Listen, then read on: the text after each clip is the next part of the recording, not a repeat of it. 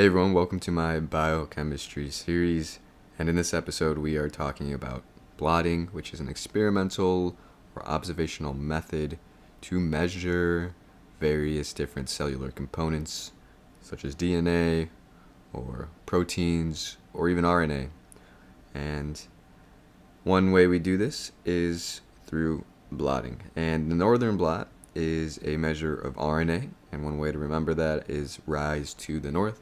R for RNA, and N for northern.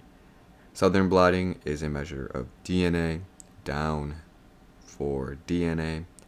And then you could have Western blot for proteins, and Southwestern for a protein DNA complex, which might involve transcription factors binding DNA during transcription. So if you are trying to gain insight or measure something regarding transcription, a Southwestern blot will likely be helpful. Now I'm going to compare two different blots, a Western blot and a Southern blot. The Southern blot will measure DNA, and so we will sample some sort of DNA from a cell.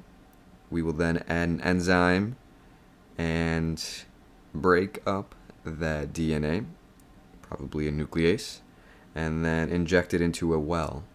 And then that well will be at the anode, and DNA is slightly negatively charged, and so it shall move along this agarose gel to the cathode.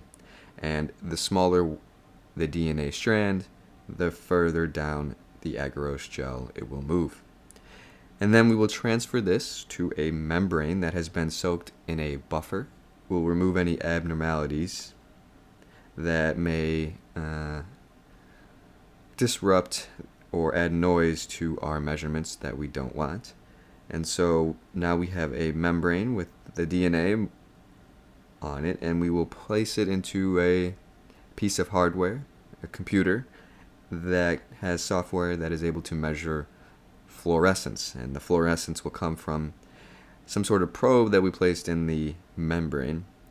Particularly in this case, it will be a DNA probe that will likely be a complementary strand that can anneal to our DNA strands that are in the membrane.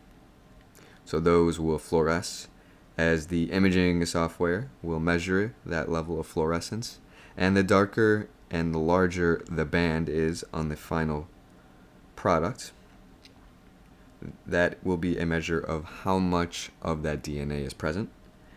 And then the positioning along the membrane, so further down will be smaller, is a measure of the number of base pairs in that DNA. And so you can compare and contrast against controls and against other DNA strands, samples in our wells, to make informed decisions about that DNA.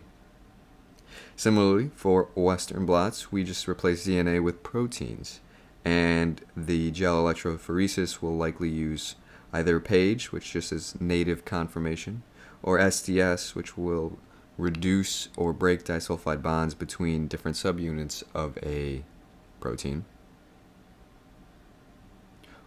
Or those disulfide bonds will just be between alpha helices and other secondary structure. So if you disrupt that bond, it will cause, if the different parts that were bonded together are different, you'll get a heterodimer, which I've drawn here, to show that it is now two bands on our final imaging, whereas if they were not reduced, they may have been a similar size to this black protein here. And a homodimer would only be one band because it's exactly the same size. And so, again, you move it to the membrane, it's analyzed with a computer, but in this case, we are probing it with antibodies because you can't anneal proteins, but you can place antibodies that fluoresce on the proteins, and then the imaging software will measure that fluorescence. And we will see the positioning of the proteins in kilodaltons or 1,000 daltons measured against a control column and measured against other proteins to yet again have informed insight into those proteins. So it's very easy to be naive and think that everything your teacher or textbook is telling you is the truth, but in reality we had to measure and observe all of these things, and we should not just take it as a given. Otherwise, it may just be conjecture from whoever or whatever you're learning the material from. There are methods and techniques to actually measure these things. And then from there you can construct a model that accurately predicts how things evolve and unfold, typically with time. And with that, I'll see you guys in the next video.